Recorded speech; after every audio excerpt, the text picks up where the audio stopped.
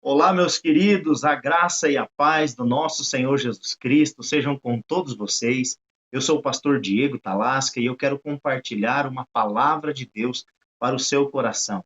Essa palavra está escrita em Marcos, capítulo 7, do versículo 31 ao versículo 37. Nesta passagem, Jesus cura um homem surdo e gago de uma maneira inusitada. E eu quero compartilhar com você, então, algumas aplicações desse texto. Mas antes, vamos à leitura do texto. Marcos, capítulo 7, do 31 ao 37. Então Jesus, tornando a sair das terras de Tiro e de Sidom, foi até o mar da Galiléia, através do território de Decápolis.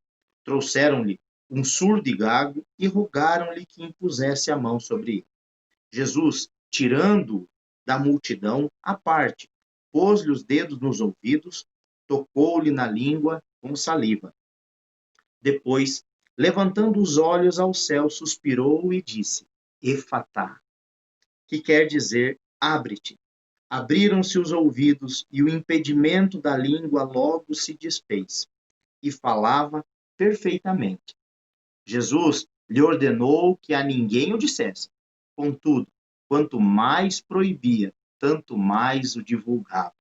Admiravam-se sobremaneira, dizendo: tudo faz bem, faz ouvir os surdos e falar os mudos. Glória a Deus por essa palavra. Eu quero compartilhar com você, então, algumas aplicações desse texto, dessa passagem tão maravilhosa. O que o Senhor Jesus Cristo fez, a obra que o Senhor Jesus Cristo fez na vida daquele homem foi maravilhosa. E a obra que Cristo continua a realizar nos dias de hoje também são obras maravilhosas nas nossas vidas. Cristo estava mais uma vez na região de Decápolis, que era um conjunto de 10 cidades gregas, incluindo Gadara e também incluindo nessas 10 cidades gregas Geresa. Eram cidades que viviam ali um contexto de aprisionamento. Aí Jesus estava ali, onde aconteceu aquele episódio com o endemoniado gadareno. Vocês vão lembrar disso, que está lá em Marcos capítulo 5, versículo 20.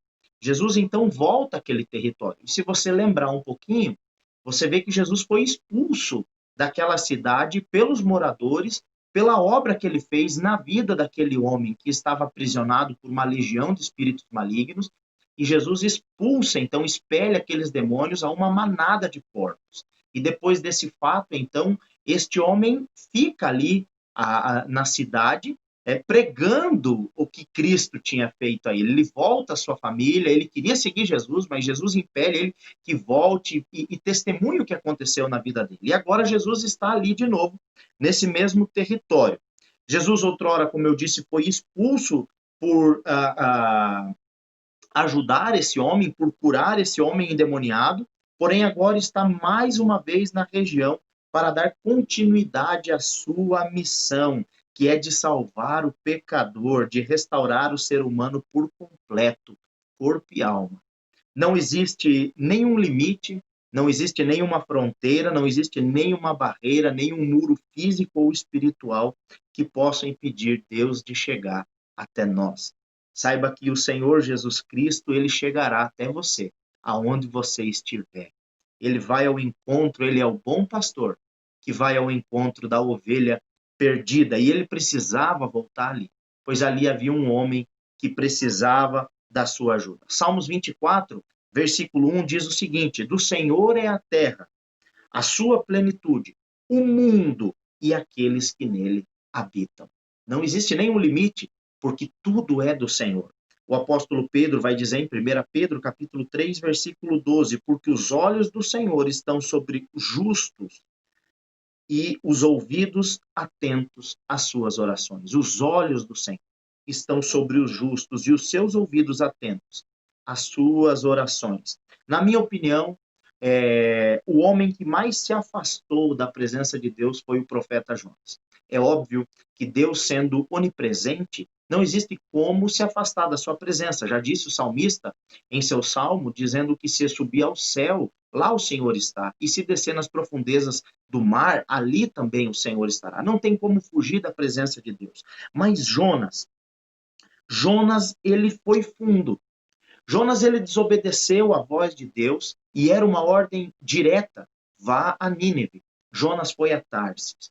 E no meio dessa caminhada, dessa viagem, veio uma tempestade e o navio está indo a naufrágio e ele é acordado pelos marinheiros e ele diz: olha, eu sou o culpado. Me lancem ao mar e vocês vão sobreviver. E os homens fizeram isso, temeram, mas fizeram. Lançaram Jonas ao mar. Deus tinha preparado um grande peixe, diz a Bíblia, que engoliu Jonas e foi para a profundeza, para as profundezas do mar. E a Bíblia diz que lá Jonas ficou, e da entranha dos peixes, ali a um oceano de distância de Deus, na profundidade das águas, Deus ouviu a voz de Jonas. Orou Jonas ao Senhor, seu Deus, das entranhas do peixe, e ele disse: na minha angústia clamei o Senhor, e ele me respondeu: do ventre do inferno gritei, e tu ouviste a minha voz. Não existe como nos afastarmos da presença do Senhor. Os olhos do Senhor estão sobre toda a terra. Mesmo o Senhor Jesus, num primeiro contexto, saindo dali expulso por aqueles moradores, agora ele volta. Porque existem pessoas ali que precisavam da sua obra e da sua presença. Nada pode impedir o agir de Deus na sua vida. Nada pode impedir nada pode impedir que Deus chegue até você. Nós precisamos entender isso. Trazem então até Jesus agora um homem surdo e gago. Jesus está ali, o povo não recebe mal, o povo recebe Jesus bem e trazem até ele um homem surdo e gago.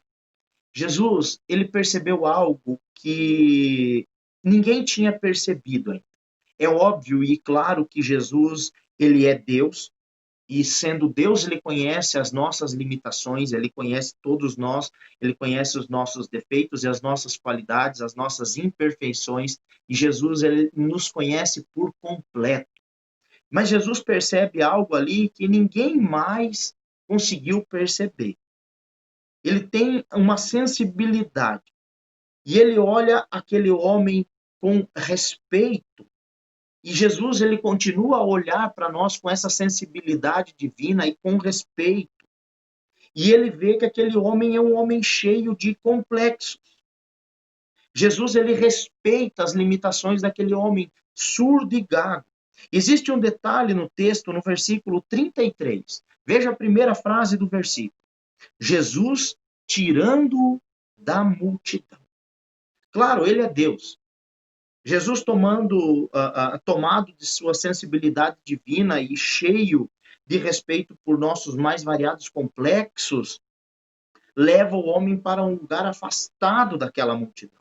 E esse sinal, por menor que seja, nos traz revelações maravilhosas da bondade, da graça do Senhor Jesus Cristo, da misericórdia que o Senhor tem em lidar com o ser humano, do amor e do trato que Jesus tem com as suas ovelhas. Aquele homem ali está cheio de complexos e Jesus o afasta da multidão. Esse sinal, por menor que seja, nos traz revelações que diante de Cristo estava um homem fragilizado, cheio de complexidades que os outros não entendiam e que não conseguiam enxergar e ele não conseguia expressar, pois a Bíblia nos diz que esse homem era surdo e gago. O fato de Jesus retirá-lo da multidão nos mostra que esse homem está debaixo de grandes complexos e não está preparado para ser objeto de observação. Ele não está preparado, mesmo que seja para a sua própria cura. Veja, Jesus pega aquele homem, trouxeram-lhe um surdo e gago e rogaram-lhe que impusesse a mão sobre ele. Jesus tirando-o da multidão.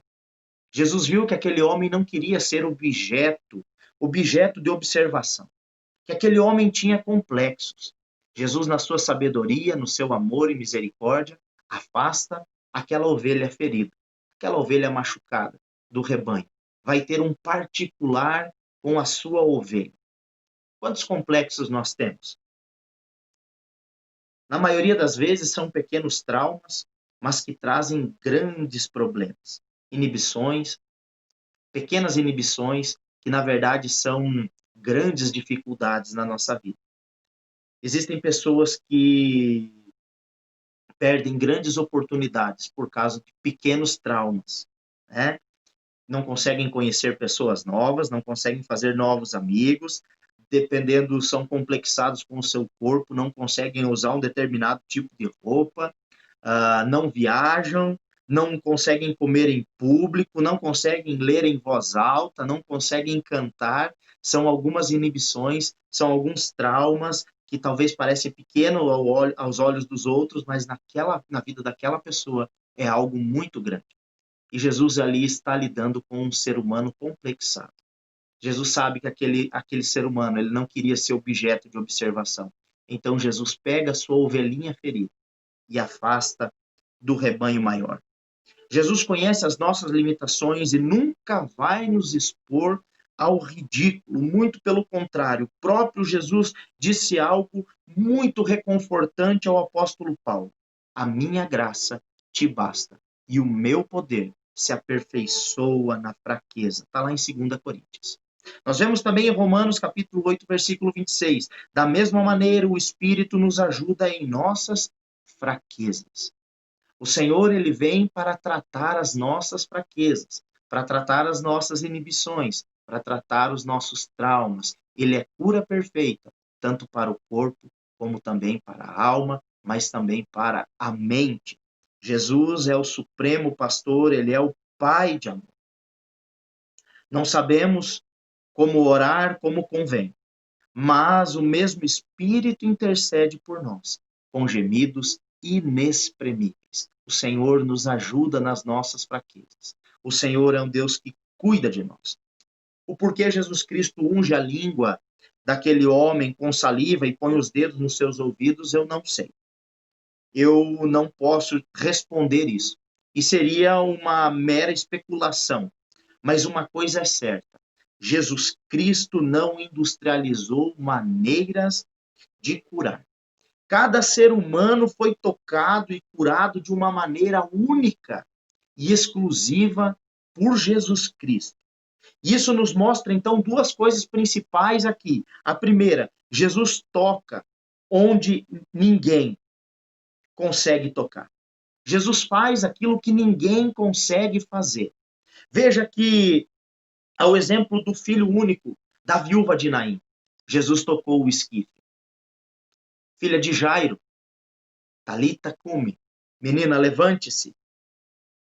Seu amigo Lázaro, tirem a pedra. Lázaro, sai para fora.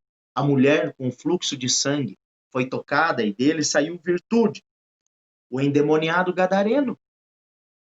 Veja, examine que são vários milagres que o Senhor Jesus fez, com ações diferentes, porque ele não industrializou a maneira de curar.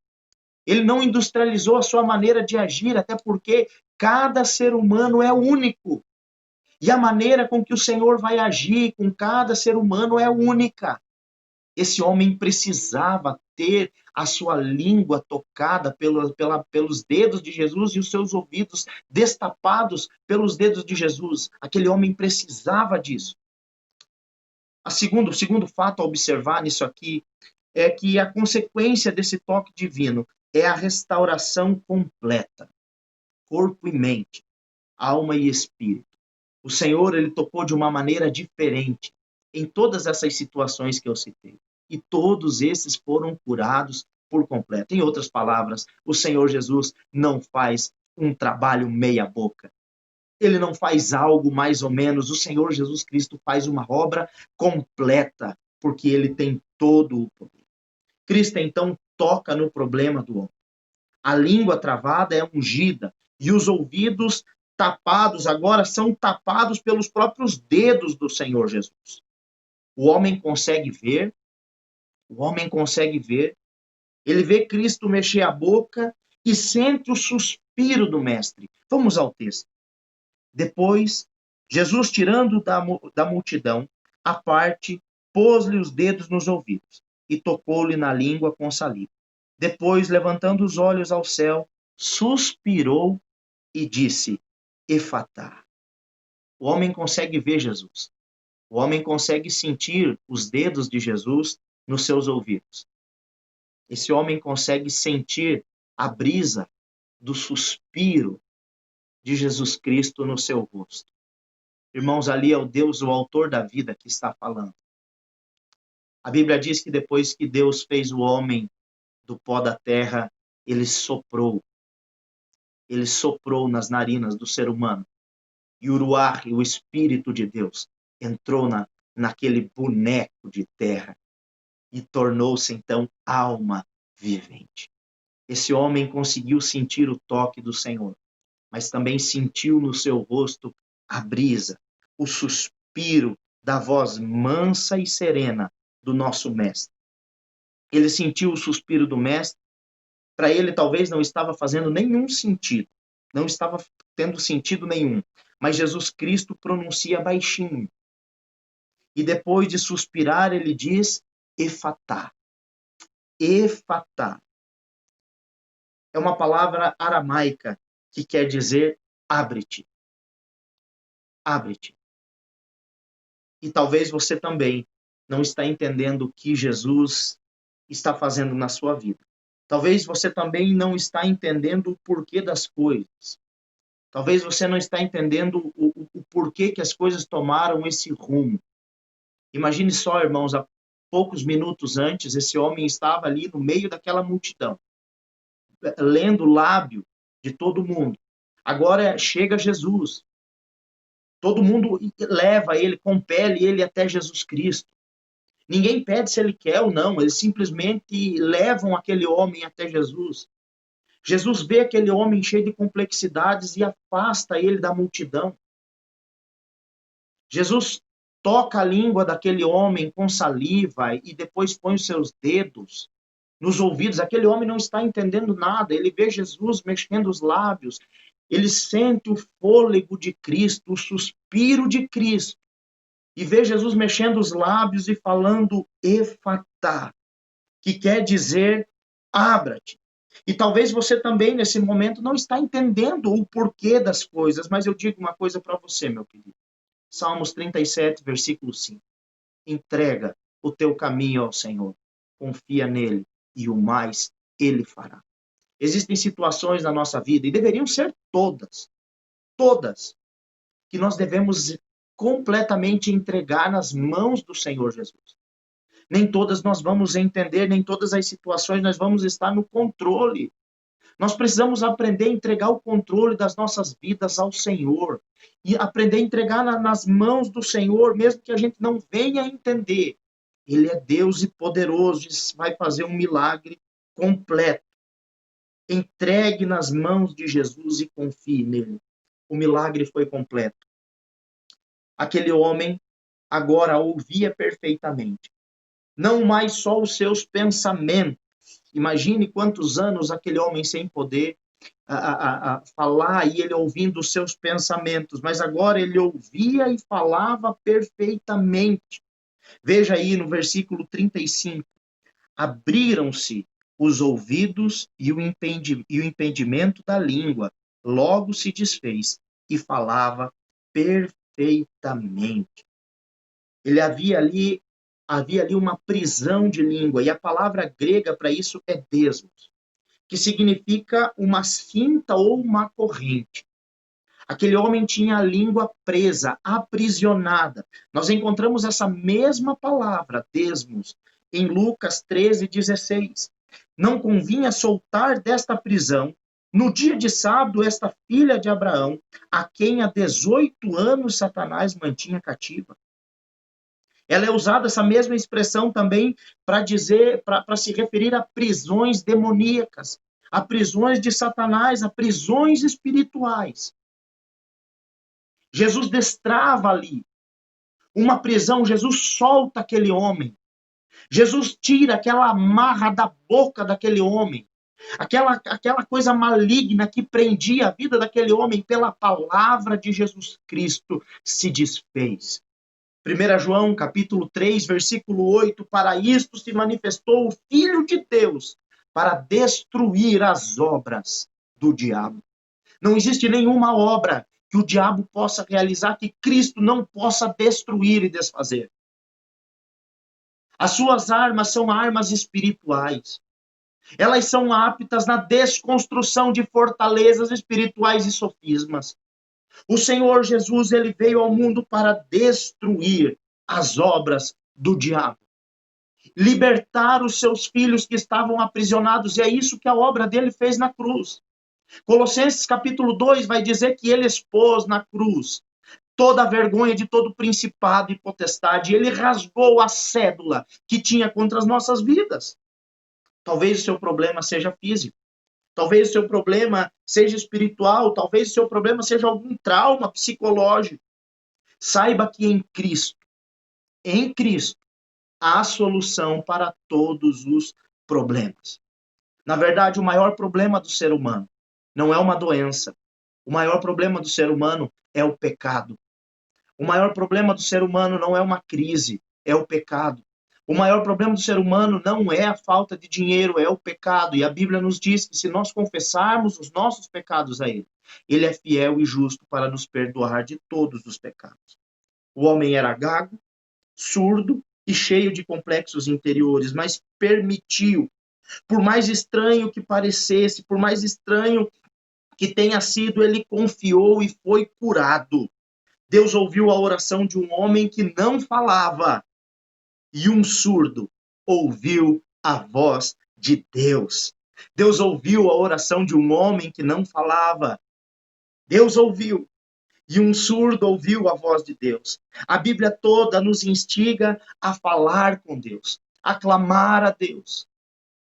Quem sabe esse homem, enquanto não orou, em silêncio, mas o dia chegou. O dia que Jesus retornou a Decápolis, o dia da sua libertação chegou. E eu espero isso para a sua vida, meu irmão. O dia da sua libertação chegará com Cristo. Cristo é o nosso libertador, Cristo é o nosso redentor, Ele é o nosso rei, Ele é o nosso Deus. E é nele que nós devemos confiar.